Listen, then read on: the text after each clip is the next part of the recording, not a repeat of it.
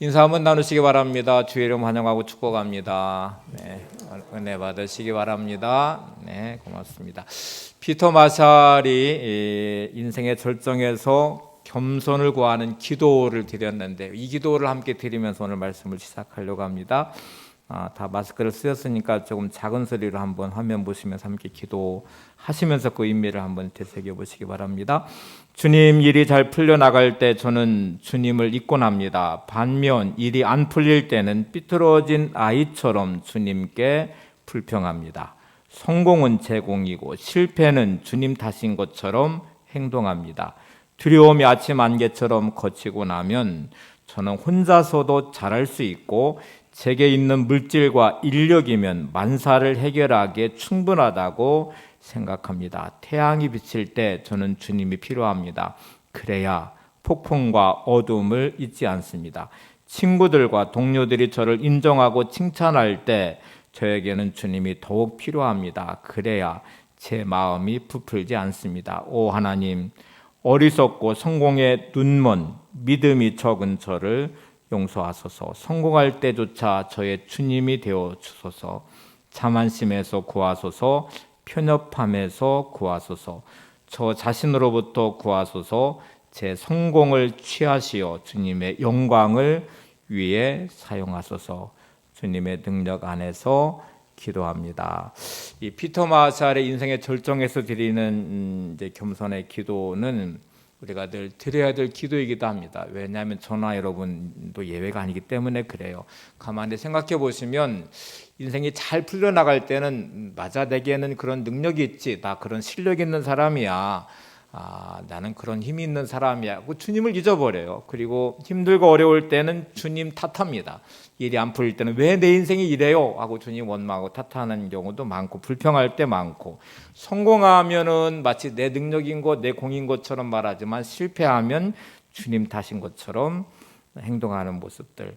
그래서 이런 우리들의 모습을 보면서 하나님, 제가 형통할 때도, 여기는 태양빛이 비칠 때도 주님 이미 필요합니다. 그래야 폭풍과 어둠을 잊지 않습니다 하고 말하고, 인정받을 때, 칭찬받을 때, 잘 될 때 주님이 더욱 필요하다. 그래야 마음이 부풀지 않는다, 교만해지지 않는다는 말이죠. 자만심에서 구해주시기를, 또 편협함에서 구해주시기를, 제 자신으로부터 구해주시기를, 그리고 성공을 취하시어 주님의 영광을 위해서 사용해 주시기를. 근데 이 드린 기도가 그런 기도예요. 그래서 여러분, 이 기도를 우리가 늘 드려야 될 기도이면서 제가 이런 말씀 드리고 싶어요. 이 기도는 특별한 사람만을 위한 기도가 아니고 우리가 모두 드려야 될 기도고, 제일 중요한 거는 저도 여러분도 날마다 삶을 살아가시잖아요. 예외 없이 여러분은 여러분의 인생을 살고 저는 저의 인생을 삽니다. 그런데 신앙은, 믿음은 여러분의 삶에 늘 작동하고 있는지, 그 삶의 믿음이 흘러가고 있는지, 말씀이 흘러가고 있는지를 생각해 보시면, 많은 경우에는 예배드리는 이 시간에는 내게 믿음이 있고 예배자이고 또 하나님의 자녀이에요. 근데 나의 삶은, 나의 가정에서는 믿음도 실종돼 버렸고, 거기에는 말씀도 실종돼 있고, 신앙이 작동하지 않는 나의 삶의 모습이 참 많다는 것이죠. 그래서 여러분, 우리의 삶은 살아내야 되고 살아갈 삶이고, 그곳에 믿음이 필요하고 말씀이 흘러가야 되고, 여러분의 신앙이 그곳에서 작동하는 하나님의 능력의 통로가 되셔야 되죠. 자, 오늘 이스라엘 백성들의 아이성의 실패에서 어떻게 일어났는지를 살펴보려고 하는데요. 자, 이 말씀을 우리가 들어가기 전에 지난주 말씀을 좀 되새김질해 보시면서, 나는 이 삶의 실패의 자리에서 어떤 모습으로 일어서고 있는지, 어떻게 반응하고 있는지, 나는 어떤 깨달음과 변화가 내 안에 일어나고 있는지를 좀 생각해 보시기 바랍니다. 감사의 과학적 비밀이라는 책, 백왕석이라는 분이 쓴 책인데, 요즘 제가 이제 이 책을, 감사에 대한 부분을 내년 설교하면서 좀 시작해 보려고 계속 책을 읽어가고 있는 중에 지금 읽고 있는 책인데요. 여기에 이제 백왕석이라는 분이 시작하는 시점에 자기 이야기로 이 책을 시작합니다. 60대 중반의 나이에 신장 양쪽이 다 망가지는 바람에 그 아내의 신장을 이식하는 수술을 8시간 정도 하게 됐대요. 그리고 회복하는 기간이 한 1년여 정도의 시간이 걸리게 되는데, 수술을 하고 병원에 입원해 있을 때에 가까운 지인으로부터 긴 문장의 카톡이 하나 왔는데 이게 이제 자기 인생을 바꾸는 중요한 계기가 됐다고 그래요. 그 카톡의 제목이 넘어짐이 가져다 준 선물 점 찍고 하늘 이렇게 되어 있습니다. 그 내용을 한번 제가 읽어드려 볼게요. 돼지는 하늘을 올려다볼 수 없습니다. 돼지의 목이 땅을 향하고 있어 기껏 높이 들어봤자 45도밖에 들 수 없기 때문이죠. 그런 돼지가 하늘을 볼 수 있을 때가 있습니다. 그때는 바로 넘어졌을 때입니다. 우리의 삶에도 때로 넘어지는 순간이 찾아옵니다. 아파봐야 자기의 건강도 살피게 됩니다. 실수하고 부끄러운 상황에 닥쳐봐야 겸손을 배우게 됩니다. 겁먹지 맙시다. 넘어짐을. 나의 모습이 때로 돼지를 닮아 물질의 눈 멀어, 권력의 눈이 멀어, 사람의 눈이 멀어 그것만을 찾아 고개를 파묻고 땅만 파헤치고 있지 않나 반성해 봅니다. 넘어짐이 가져다 준 선물 하늘, 아름다운 하늘을 볼 수 있게 해주셔서 감사합니다. 이 넘어짐이 가져다 준 선물 하늘이라는 제목이 이 내용이 이 백왕석이라는 분 60대 중반의 나이에 그의 인생의 전환점이 됐다고 그래요. 이분은 신실한 그리스도인이에요. 직분도 있어요. 나름대로 열심히 했다고 말하면 누가 보면 참 성실하다, 열심히 신앙생활 했다 하고 말하는데 이때 깨달은 게 생명의 주인이 내가 아니구나 하는 사실을 깨달았어요. 60여 평생에 살아왔던 시간들 하루 한순간도 주님의 은혜 없이 살 수 없었는데 나는 마치 내가 내 인생의 주인인 것처럼 살았구나. 직분도 가지고 있고 나름대로 성실하다고 말하지만 나는 온통 돼지와 같이 땅만 쳐다본 인생을 살았구나. 세상적인 욕심의 눈이 멀었고 세상적 가치에 물들어 있었고 온통 거기만 쳐다보고 살아온 나의 인생, 돼지와 다를 바 없는 인생이구나. 돼지는 45도밖에 목이 꺾이지 않아서 서 있는 상태로 절대로 하늘을 못 봅니다. 늘 땅만 보고 살게 돼 있는데 하늘을 볼 수 있는 유일한 기회, 시간은 넘어졌을 때 비로소 하늘을 보게 된대요.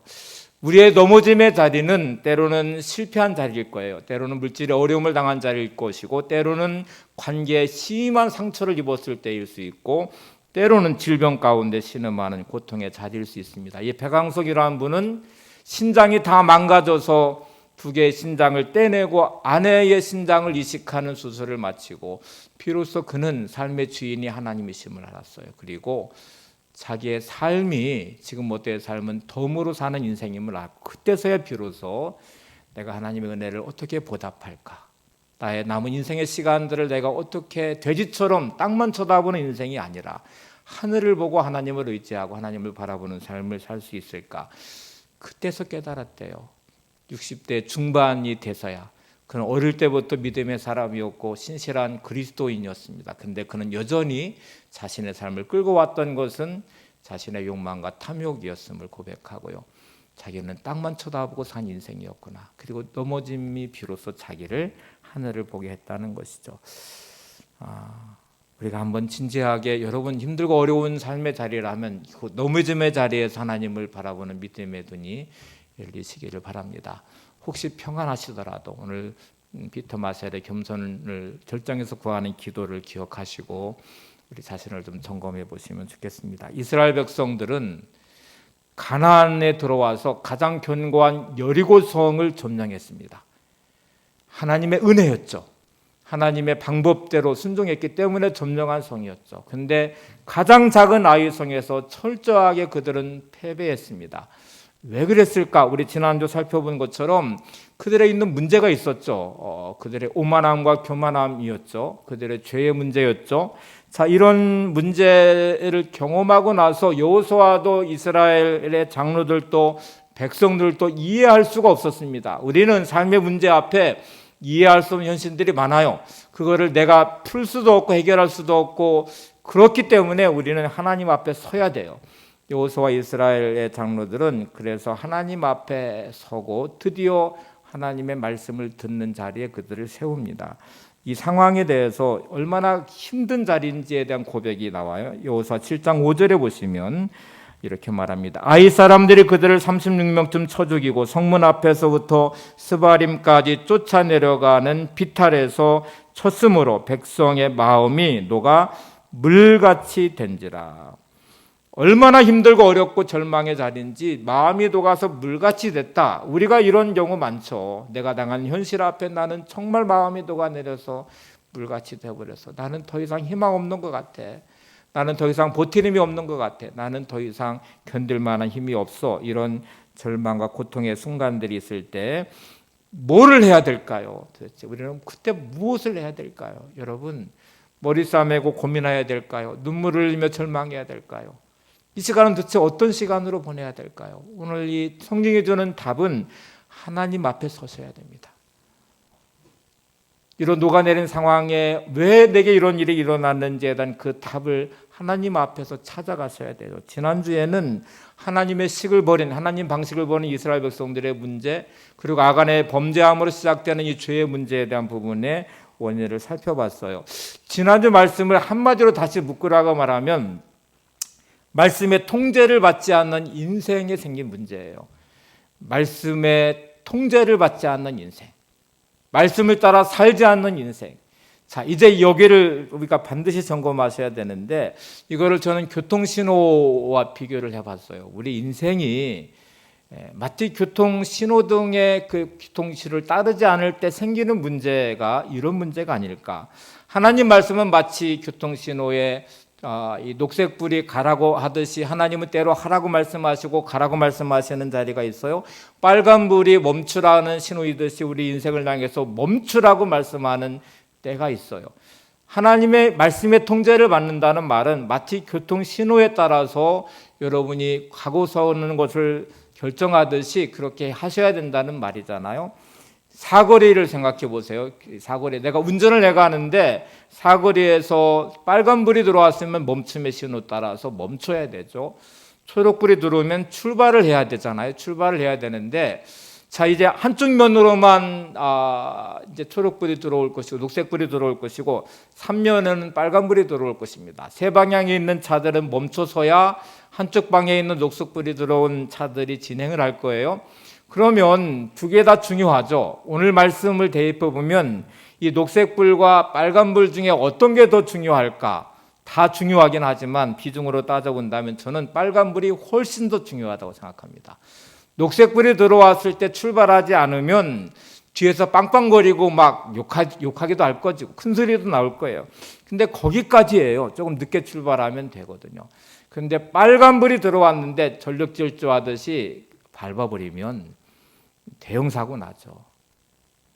우리 인생은 때로는 하나님의 이 멈춤의 신호를 무시하고 자기의 욕망과 탐욕으로 질주하는 사람들이 많아요.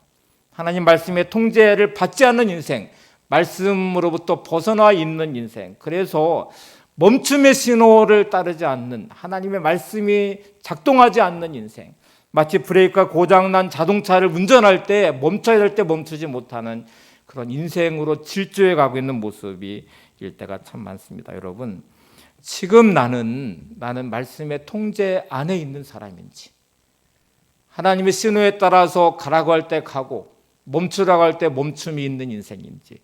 정말 많은 경우에는 욕망과 탐욕이라는 것이 인생을 끌고 가버려요. 하나님의 멈춤의 신호를 무시해버려요. 그래서 내 욕망과 탐욕이 질주하게 만듭니다. 오늘 아간이라는 사람의 범죄는 하나님의 멈춤의 신호를 무시한 탐욕의 질주 때문에 생긴 문제예요. 하나님이 여리고성을 점령할 때에 말씀하신 내용을 한번 보세요. 여호수아 6장 18절 19절을 보시면 이렇게 말씀해요. 너희는 온전히 바치고 그 바친 것 중에서 어떤 것이든지 취하여 너희가 이스라엘 진영으로 바치는 것이 되게 하여 고통을 당하게 되지 아니하도록 오직 너희는 그 바친 물건에 손대지 말라. 은금과 동철 기구들은 다 여호와께 구별될 것이니 그것을 여호와의 곳간에 드릴지니라 하니라. 자, 하나님은 지금 유일하게 여리고성 점령할 때 있는 그 어떤 물건도 손대지 말아라. 거기에 있는 것들은 다 여호와의 곳간에 드려라. 이렇게 지금 말씀을 하세요. 그런데 다른 성들을 점령할 때는 그들의 분깃에 따라 다 나눠 갔거든요. 근데 첫 번째 점령하는 여리고성에는 하나님이 규정을 정해 놓으셨어요. 그 어떤 것도 너희들의 것은 없다. 다 하나님의 것이다 하는 말씀인데, 우리의 삶에 하나님의 것이 분명히 있습니다. 여러분의 시간 속에서 하나님의 것이 있고 여러분의 물질 속에서도 하나님의 것이 있어요. 근데 이게 구별되지 않으면 어떤 일들이 벌어지는지를 보세요. 지금 하나님은 이 첫 번째 여리고성에서 이 규정, 하나님의 이 마치 녹색불과 빨간 물처럼 이 멈춤의 신호에 빨간 물의 신호를 보내신 거예요. 너희들 욕심과 탐욕으로 질주하면 안 돼. 이걸 너희 것 삼으면 안 돼. 다 여호와의 곳간에 드려야 돼. 근데 이 멈춤의 신호에 탐심으로 전력 질주한 사람이 아간이라는 사람이에요. 나중에 제비뽑기에서 아간이 뽑히잖아요. 그가 이렇게 자기의 고백을 합니다. 여호수아 7장 20절 21절 보세요. 아간이 여호수아에게 대답하여 이르되 참으로 나는 이스라엘의 하나님 여호와께 범죄하여 이러이러하게 행하였나이다. 내가 노략한 물건 중에 시날산의 아름다운 외투한벌과 은 200세겔과 그 무게가 50세겔 되는 금덩이 하나를 보고 탐내어 가졌나이다. 보소서 이제 그 물건들을 내 장막 가운데 땅속에 감추었는데 은은 그 밑에 있나이다 하더라. 여러분, 하나님의 말씀이 작동하지 않는 아간의 인생은 왜 이렇게 만들었을까? 아간이 스스로 고백을 해요. 탐내어, 탐심이 이렇게 만들었대요. 하나님 말씀의 통제에서 벗어나게 만든 요인이 뭐냐면 내 속에 있는 탐심이 나로 하여금 이렇게 만들었습니다. 여호와의 곳간에 드려야 될 것을 내가 탐심 때문에 이거를 내 소유로 삼아서 감췄습니다. 여러분, 말씀의 통제를 받지 않는 인생을 가만히 들여다보시면 그 안에 욕심과 탐심이 작동하기 시작해요. 그래서 말씀을 앓고 있는데 마치 브레이크가 고장난 것처럼 질주하고 있어요. 내 삶을 그렇게 통제되지 않는 인생으로, 말씀에서 벗어난 인생으로 세상의 방식을 따라서 인생을 질주해요. 그게 때로는 가정 안에서, 여러분의 일터 안에서, 관계 안에서도 작동하기 시작하는 경우도 많죠. 그래서 물어보셔야 돼요. 내가 아이성에 패배한 이스라엘 백성들과 같이 혹시 내 안에 말씀에 통제되지 않는 탐심과 욕망이 작동하는 내 인생이 이런 인생의 문제를 만들어내고 있지 않을까? 아이성의 패배를 내가 경험하고 있는 것은 아닌가? 나는 정말 말씀의 통제를 받고 있는 인생인가 하는 질문을 해보셔야 돼요. 여러분, 개 중에도 명견과 잡종견이 있다고 그래요. 명견은 잘 훈련이 돼서 주인의 말을 잘 듣는 게 명견이고, 잡종견은 훈련이 안 되는 개예요. 훈련을 시키려고 해도 안 될 수도 있고, 훈련이 처음에 안 됐기 때문에 잡종견이 될 수도 있는데, 그 차이를 한번 이렇게 구분을 하더라고요. 명견과 잡종견은 개의 본성에 따라서 짖는 것도 하고, 배가 고프면 먹는 것도 하고, 서고 멈추는 거를 자기 뜻대로 하겠죠. 근데 명견이 된다는 말은 주인의 말에 이제 통제, 절제가 되는 것이죠. 그래서 진짜 음식이 앞에 놓여 있고 먹고 싶은 마음이 간절하지만 명견은 주인이 먹지 마 그러면 안 먹는 개가 명견이래요. 잡종견은 먹지 마 그러든 말든 배고프면 그냥 먹는 게 잡종견이래요. 멈춰 그럴 때 멈추는 게 명견이고, 자기 가고 싶은 대로 가는 게 잡종견이래요. 여러분 하나님 앞에서 통제되고 있습니까? 말씀이 작동하시나요?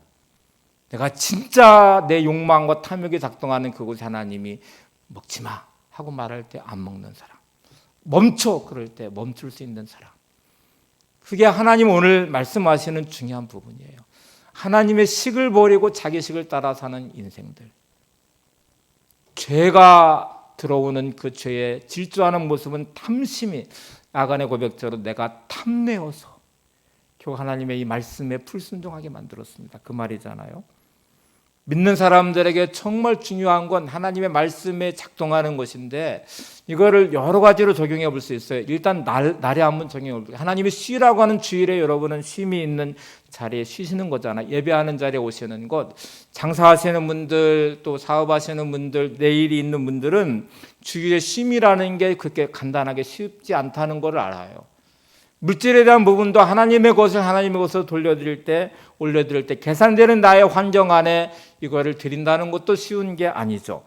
하나님은 이스라엘 백성들 창세기부터 이 안식일의 쉼에 대한 말씀을 하시고 나서 이 백성이 하나님의 백성이 되는 것은 결국 이 날의 쉼의 시간들을 또 탐심과 욕망이 작동하지 않는 인생으로 만들려고 안식일에 대한 규정을 정해서 십계명 안에 넣으신 다음에 매일매일 하늘에 내리는 만나를 통해 훈련을 하세요. 그리고 안식일 전날은 이틀치를 거두게 하시고 평일날은 하루치를 거두게 하는 훈련을 계속 시키시잖아요. 그래서 이틀에 거두는 안식일 전날은 그것이 썩지도 않고 탕나지도 않고, 근데 평일날은 이틀치 거둬도 다 이거서 문제가 생기고 버러지가 생겨서 먹을 수 없게 만드셨잖아요. 40년의 광야는 철저하게 날에 대한 훈련도 하셨어요. 이 훈련을 한 다음에 하나님은 또 말씀하시기를 그래도 이 훈련이 잘 됐으면 그 다음에 안식년이라는 규정도 정해줄게 해서 7년째 되는 애 쉼을 갖도록 하고 또 안식년의 7번 지나면 희년이라는 쉼에 대한 말씀도 하세요. 그런데 이스라엘 백성들이 이거를 잘 지켰냐 하면 역사 속에서 잘 지켜지지 않았어요. 이들은 계속 자신들의 욕망과 탐욕이 작동하면서 말씀의 통제를 벗어나고 그렇게 세워가는 인생과 나라들이 점점 타락하게 하게 되고 선지자들 계속 보내서 이거를 계속 경고했는데 작동되지 않는 그들의 인생이 마침내 나라가 멸망하는 결과를 가져옵니다. 바벨론 나라에게 멸망을 해요. 그리고 70년의 포로 생활을 거치게 되는데 역대하 레위기 25장 20절 21절에 보시면 이 안식년 휘년에 대한 규정을 말씀을 이렇게 하셨어요. 만일 너희가 말하기를 우리가 만일 7째 해에 심지도 못하고 소출을 거두지 못하면 우리가 무엇을 먹으리오 하겠으나 내가 명령하여 6째 해에 내 복을 너희에게 주어 그 소출을 3년 동안 쓰기에 족하게 하리라. 자, 하나님이 내 말에 따라 너희들이 멈추라고 할 때 멈추고 쉬라고 할 때 쉬고 이럴 줄 알면 내가 안식년에는 3년치 소출을 너한테 줄 거야 하고 말씀을 하셨는데 이게 이제 안 통했기 때문에 나라가 멸망한 거예요. 그리고 이거를 정확하게 성경은 이렇게 말씀을 합니다. 그들의 멸망에 대해서 역대하 36장 21절에 보시면 70년의 바벨론 포로 생활을 이렇게 말해요. 이에 토지가 황폐하여 땅이 안식년을 누림같이 안식하여 70년을 지냈으니 여호와께서 에레미야의 입으로 하신 말씀이 이루어졌더라. 조금 제가 풀어 말씀드리면 내가 너희들에게 계속 말하는 쉬라는 때 쉬지 않는 것, 안식일 때 쉬지 않는 것, 안식년 때 쉬지 않는 것, 휘년에 쉬지 않는 것, 너희들의 욕망과 탐욕이 계속 질주하게 만들어 말씀의 통제에서 벗어난 그 모든 것들을 내가 계산을 할 거야. 어떻게 계산하냐면 내가 너희들을 망하게 해서 이 망한다는 거 하나님이 주신 가나안 땅이 바벨론에게 멸망하는 거예요. 심지어 성전까지 다 불타버렸어요. 그리고 그들의 포로로 끌려가서 70년의 바로 바벨론의 포로 생활을 하나님은 이렇게 계산을 하셨다는 말이에요. 그들의 땅을 쉬게 해서 이 땅이 안식하는 데가 계산을 하겠다. 에레미야에게 한 말씀을 내가 다 이루겠다는 말이에요. 그들이 지키고 쉬지 않은 삶을 하나님이 바벨론 포로로 다 계산해서 그거를 받아냈다는 말이거든요. 다시 좀 표현하면 이 관점에서 보시면 여러분 세상에서 안식하지 않는 사람은 없습니다. 이제 문제는 어디서 안식하느냐의 문제예요. 어떤 분들은 교회에서 안식할 것입니다. 예배로 안식할 것이고 어떤 분들은 병원에서 안식할 것입니다. 어떤 분들은 심지어 감옥에서도 안식할 수 있습니다. 이스라엘 백성은 포로 생활로 70년을 거기서 안식을 했대요. 자, 날에 대한 것도 하나님의 날을 받아내시겠대요. 계산하시겠대요.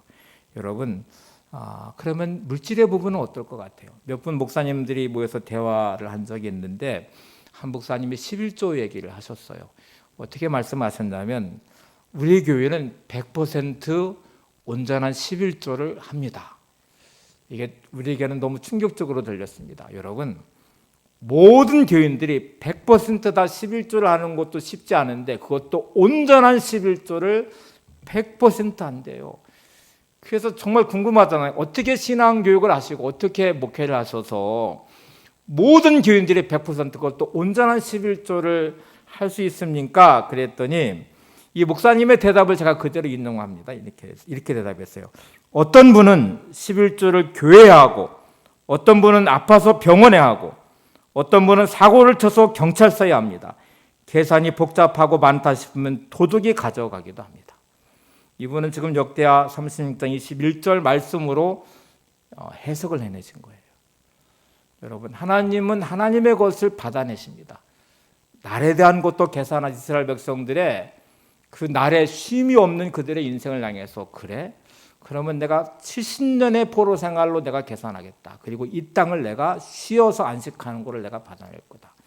물질의 부분, 하나님의 것이 있죠. 하나님의 것을 하나님께 드리자. 하나님은 그걸 계산하시겠대요. 어떤 분은 교회에서 하나님께 11조로 드릴 수 있지만 이게 계산되지 않으면 하나님은 병으로 고통당해서 치료비로도 받을 수도 있고, 어떤 분은 사고가 나서 경찰서에다가 벌금으로도 낼 수도 있고, 합의 보면서 낼 수도 있고, 심지어 이것도 저것도 안 되면 도둑이 다 훔쳐가게 해서 하나님은 받아내시겠다는 말씀이기도 해요. 여러분, 저도 목회를 하면서 제가 이제 11조에 대한 강조를 안 하니까요. 안 하고 또 안 하시는 분들에게도 뭐라고 하지도 않아요. 어떤 목사님은 하여튼 이메일 문자 보내서 이 도둑놈아 하나님이 그 도둑질하냐고 뭐 보내신 분도 있다고 하는데, 근데 여러분, 제가 그런 말 하지 않아도 저한테 몇몇 분들은 저한테 와서 이렇게 고백하시는 분들도 계세요. 목사님, 제가 11조를 떼먹으니까 사고가 나서 또 이런저런 일이 있어서 그거 다 하나님이 계산을 하셔요. 그거 다 받아내 가셔요. 제가 아무 말도 안 했는데 저한테 와서 이렇게 말하는 분들이 몇 분 계시더라고요. 하나님이 계산을, 야, 너 인생 한번 내가 계산을 해보자 하고 계산하시면 우리는 할 수 없이 다 뭐 계산해야 되겠죠. 그러면 여러분, 지금 이스라엘 백성들의 이 아이성의 패배는 하나님 앞에서 온전하지 못함에 대한 하나님의 계산이었겠죠. 하나님의 식을 버린 이스라엘 백성들, 죄, 탐심과 탐욕으로 질주하는 하나님의 이 신호의 말씀의 통제로 벗어난 그들을 향한 하나님의 계산이었겠죠. 이제 여러분이 실패의 자리에서 그럼 어떻게 해야 됩니까? 하나님, 내 삶이 이렇게 이미 벌어져 있는 내 삶의 어려움들, 또 때로는 고통들, 실패들, 아픔들, 여기 어떻게 해야 될까요? 그러면 이 길을 찾아가야죠. 오늘 드린 첫 번째 말씀은 말씀이 들려지는 통로를 열으셔야 돼요. 내가 내 인생 안에서 답이 있으면 머리 싸매고 고민하지도 물론 않겠죠. 그러면 반대로 내가 머리를 싸매고 고민하면 내 답을 찾을 수 있을까요? 여러분이 막 분노하고 원망하고 불평한다고 거기에 답이 들어있으십니까? 하면 할수록 인생은 더 꼬이는 것을 많이 경험해요. 그러면 내 인생의 답을 가진 분은 하나님이시고 하나님이 풀어주셔야 답을 얻을 수 있다면 하나님을 향하는 통로를 열으셔야 되죠. 그리고 하나님을 만나셔야 되죠. 그게 어떤 자리일까요? 그거는 하나님 앞에 기도하셔야 됩니다. 하나님께 엎드리셔야 돼요. 그래서 내 마음의 길을 하나님께 내놓으셔야 되고, 내 생각의 통로를 하나님께 열어놓으셔야 되고, 닫혀진 내 마음을 열으셔야 되고, 하나님을 만나는 어쨌든 연결된 지점을 만들어 놓으셔야 하나님의 말씀이 들리는 자리가 될 거 아니겠어요? 아이성의 패배를 경험한 이스라엘 백성들, 여호수아와 이스라엘의 장로들은 이 문제에 대한 답이 일단 없어요. 왜 우리가 패배했는지, 하나님은 왜 요단강 건너서 이 가나안 땅에 들어오게 한 다음에 이렇게 패배해서 수치를 당하게 하시는지, 이제 가나안 족속들이 이걸 다 들은 다음에 31명이나 되는 왕들과 7 족속들은 연합해서 우리를 치면 다 꼼짝없이 죽을 수밖에 없는데 어떻게 이런 일이 일어났는지에 대한 답이 없어요. 없으니까 머리 싸매고 고민해서 답을 찾지도 않았고요. 그들은 불평과 원망을 하는 대신에 하나님 앞에 섭니다. 성경은 어떻게 나와 있는지 보세요. 여호수아 7장 6절을 보십시오. 여호수아가 옷을 찢고 이스라엘 장로들과 함께 여호와의 궤 앞에서 땅에 엎드려 머리에 티끌을 뒤집어 쓰고 저물도록 있다가, 여호수아가 옷을 찢고 이스라엘 장로들과 함께 하나님의 궤 앞에, 성전 앞에서 땅에 엎드려 머리에 티끌을 뒤집어 쓰고 저물도록 엎드려 있었어요. 하나님을 향해서, 하나님, 어떻게 된 거예요? 왜 이런 일이 일어난 거예요?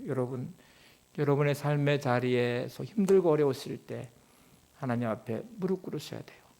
엎드리셔야 돼요. 하나님을 향해 내 마음의 길을 놓으셔야 돼요. 하나님을 만나셔야 답을 들을 거 아니겠어요? 그래서 이렇게 기도하는 자리에 그들을 세웠어요. 자, 그러면 이게 왜 중요할까요? 이렇게 통로가 열려져 있어야 하나님의 말씀이 들려집니다. 말씀이 들려져야, 말씀이 내 안에 머물러 있어야 하나님이 주는 답을 찾아갈 수 있어요. 성경은 아주 이걸 중요하게 다루고 있어요. 시편 1편이 시편 전체의 소론이면서 시작하는 장이잖아요. 복 있는 사람과 악인을 나누어서 서로 규정을 하고 그 내용을 채워가는데 1장 3절에 보시면 우리가 너무 잘 아는 이런 말씀이 있어요. 시편 1편 3절에 그는 시냇가에 심은 나무가 철을 따라 열매를 맺으며 그 잎사귀가 마르지 아니함 같으니 그가 하는 모든 일이 다 형통하리로다. 그는이라고 말하는 이 복 있는 사람은 시냇가에 심은 나무 같은 인생인데 철을 따라 열매를 맺을 것이고 마르지 않는 인생에 대해서 그가 하는 일이 다 형통할 거야 하고 말씀하는데 그 바로 앞에 2절을 잘 보시면 어떤 사람이 시냇가에 심은 나무 같은 인생인지를 말해요. 이렇게 말합니다. 오직 여호와의 율법을 즐거워하여 그 율법을 죄하로 묵상하는도다. 어떤 사람이 시냇가에 심은 나무 같은 인생이라고 말을 해요. 하나님의 말씀을 즐거워하는 사람, 그 말씀을 죄하로 묵상해서 내 마음에 간직하고 말씀의 중심이 잡혀 있는 사람, 말씀의 통제 안에 들어있는 사람이 시냇가에 심은 나무 같은 인생이 돼서 세상의 가뭄과 같은 인생이 되어도 환경이 되어도 문제가 있어도 철을 따라 열매를 맺고 그가 하는 일에 다 형통한다고 말해요. 여러분, 말씀이 사라지면 인생은 사막화될까 그렇습니다. 점점 메말라 갈 것이고 인생은 점점 힘들어진 삶의 자리에 그거를 견뎌낼 힘과 능력이 되게 없기 때문에 두려워하고 염려하고 불평하고 낙심하고 이런 일들이 많이 일어나겠죠. 그래서 말씀이 공급되지 않는 내 인생은 점점 마음에서부터 생각에서부터 사막화돼 가는 것이구나. 메말라 가는 것이구나. 말씀을 즐거워하고 말씀을 죄하로 묵상하며 내 마음에 말씀이 작동하기 시작하는 인생은 시냇가에 심은 나무 같은 인생이 되는 것이구나 하는 걸 우리가 알아갈 수 있죠. 자, 이렇게 옷을 찢고 저물도록 엎드려서 머리에 티끌을 올리면서 통곡하고 있는 이스라엘 백성들을 향해서 하나님은 드디어 말씀을 하십니다. 여호수아 7장 10절에 보시면 여호와께서 여호수아에게 이르시되 일어나라. 어찌하여 이렇게 엎드렸느냐. 실패로 주저앉아 버린 여호수아와 이스라엘 백성들 향해서 하나님은 일어나라. 어찌하여 엎드렸느냐. 여러분, 여러분의 삶의 자리에 이 음성이 들리십니까? 내가 힘들고 어려움에 주저앉아 있는 내 삶의 자리, 눈물을 흘리는 삶의 자리에서 주님이 다가오셔서 눈물을 닦아주면서 괜찮아, 일어나 이렇게 말씀하시는 주의 음성을 내가 들으면서 오늘도 이 믿음에서 힘을 얻고 살아가고 있는 삶인지를 한번 점검해 보셔야죠. 문제가 많은 그곳에서도 믿음으로 일어나야 되죠. 힘들고 어려운 자리에 머리 싸매고 누구 탓하는 자리가 아니라 하나님을 향해서 엎드리는 자리, 기도하는 자리, 그리고 하나님이 내게 말씀하시는 그 말씀이 내 안에 작동하면서 위로도 받고 힘을 얻고 일어서는 자리여야 되죠. 골더 스미스라는 분의 말 중에 이런 말이 있어요. 우리 인생의 최대 영광은 한 번도 실패하지 않는 데 있는 것이 아니라 넘어질 때마다 다시 일어나는 것입니다. 인생의 최대의 영광은 실패하지 않는 인생이 아니에요. 세상에 실패가 없는 인생이 없어요. 없는데 정말 영광스러운 인생으로 가는 사람들은 넘어졌을 때 다시 일어나는 것이래요. 여러분, 성경의 사울왕과 다윗왕을 비교를 해보시면 이 차이가 도대체 어디서 나는 것일까? 사울왕은 왜 버림받았고 다윗은 왜 왕으로 세워졌는지, 하나님은 왜 사울을 버리시고 다윗을 택하셨는지를 보시면 외적인 조건으로 한번 비교해 볼까요? 사울왕은 외모가 출중했대요. 성경에 나와 있는 대로 키가 얼마나 큰지 모든 이스라엘 백성들보다 어깨 위로 이제 키가 큰 만큼 그렇게 장신이었어요. 아주 외모가 멋있었어요. 그래서 사람들이 볼 때 왕이 될 만해, 저 정도면 충분히 왕의 자격이 있는 사람이야 하고 말할 정도의 외적인 조건이 갖춰져 있는 사람이었어요. 다윗 10대의 어린 나이에 사무엘 선지자로부터 하나님의 기름 부음을 받았는데 얼마나 초라한지 부모도 인정해주지 않는 다윗이었어요. 부르라고 할 때 다윗만 안 불렀어요. 골리앗을 대할 때 다윗은 사울의 갑옷이 맞지 않았어요. 질질 끌렸대요. 그는 무기도 없는 상태에서 골리앗을 대하잖아요. 물맷돌 가지고. 근데 여러분, 이 차이가 이렇게 많이 나요. 외적인 차이도 많이 나고 능력의 차이도 물론 나요. 다윗은 진짜 고통과 고난도 많이 겪었어요. 억울한 일도 많이 당했어요. 그리고 다윗의 인생은 사울의 죄에 비해서 씻을 수 없는 죄를 지은 사람이에요. 죄의 중함으로 따져서 사울 왕의 죄는 하나님 말씀에 불순종한 거거든요. 순종하지 않은 죄였거든요. 근데 다윗은 성경에 나와 있는 죄를 보면 밧세바라는 남의 집 아내를 범해요. 그리고 그거를 덮으려고 그의 남편 우리아를 전쟁터에서 죽이도록 명령해서 살인 교사를 해요. 이런 죄를 져요. 비교가 불가해요. 근데 왜 이런 차이가 날까? 유일한 차이가 있다면 사울 왕에게는 하나님 말씀을 전해주는 선지자가 없습니다. 말씀을 듣지 않아요. 사무엘도 사울 왕을 떠나버렸어요. 심지어 제사장들을 사울 왕은 다 죽여버렸어요. 말씀을 차단해버린 사울 왕은, 말씀이 들리지 않는 사울 왕은 기회를 잃어버렸습니다. 다윗, 이렇게 많은 고난과 어려움과 이렇게 큰 죄를 범했는데 다윗에게는 선지자가 있었어요. 사무엘도 있었고요, 나단 선지자가 있었고 갓이라는 선지자가 있었어요. 더 중요한 건 뭔지 아세요?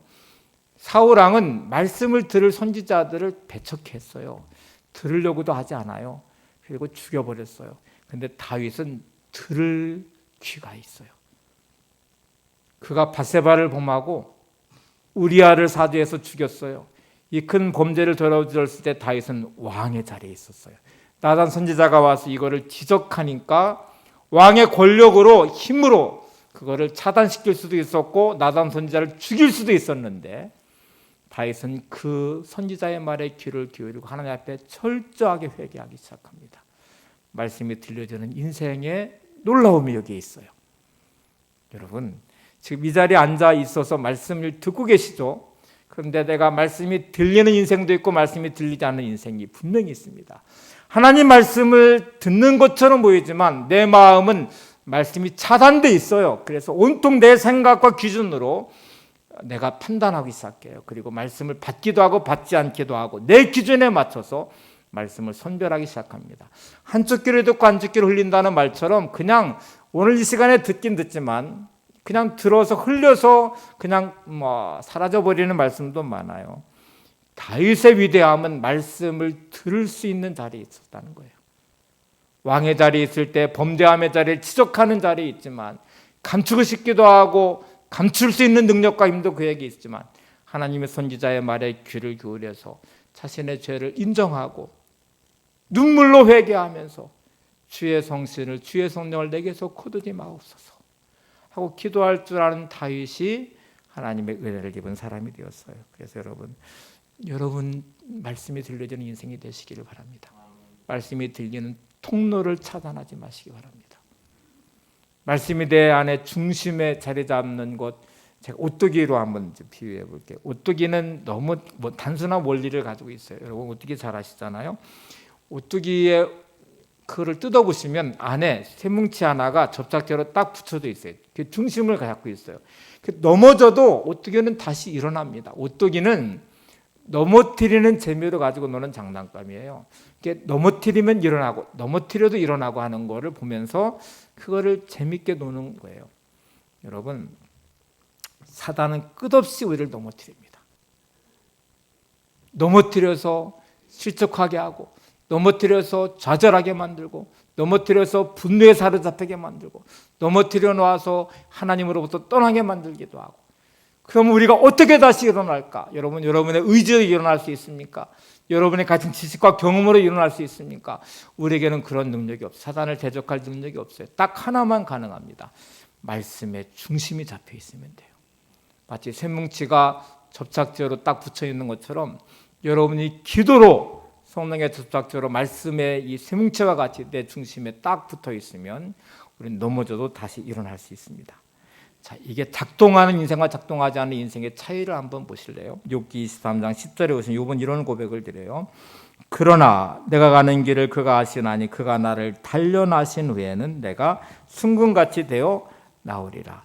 그 많은 고난을 당하고 그 많은 억울함의 자리에 있는 재산 다 날리고 10명의 자녀가 죽고 몸이 병들어서 기와장으로 긁어야 되고 부인까지 하나님 저주하고 죽으라고 저주를 하고 있고 친구들 와서 계속 욥을 비난하고 정죄하고 있고 그런 상황에서 견딜 수 없는 상황이지만 욥은 딱 한 가지, 하나님을 향한 이 중심을 놓치지 않아요.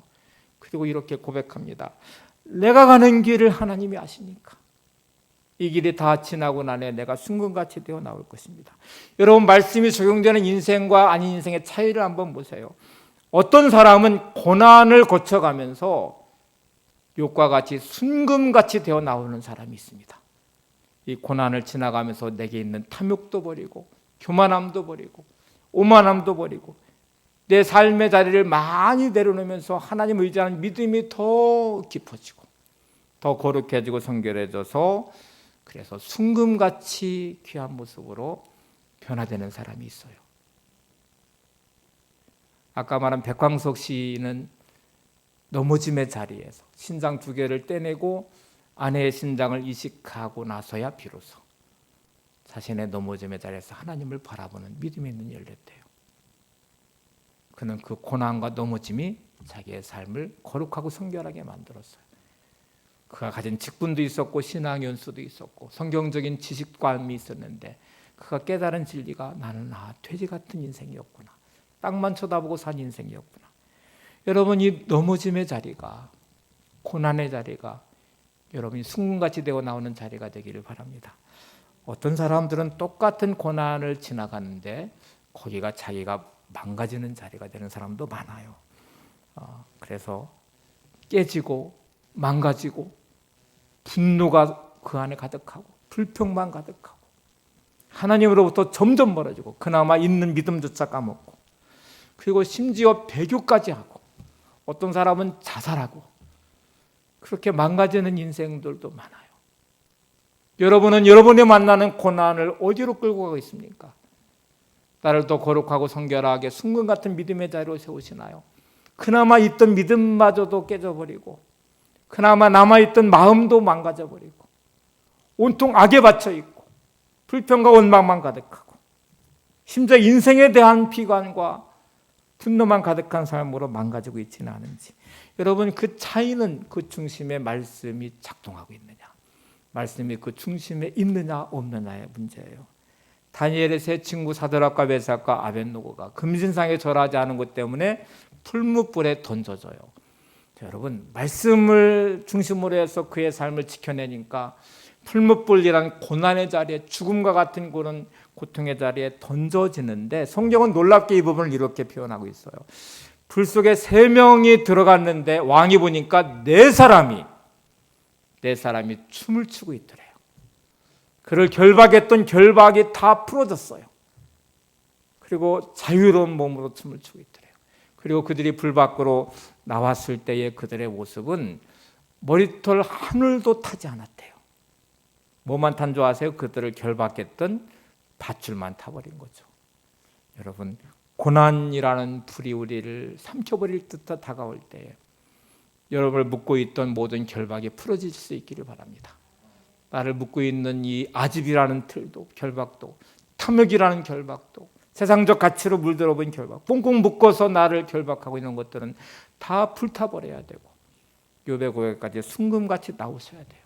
내게 남아있는 것, 귀한 것들은 하늘도 타지 않습니다. 머리털 하나도 타지, 하나님이 지켜주시는 자리는 절대로 무너지는 자리가 아니에요. 그래서 영적으로 우뜨기와 같이 난 넘어져도 내 안에 말씀에 중심이 있어서 나는 다시 일어날 거야.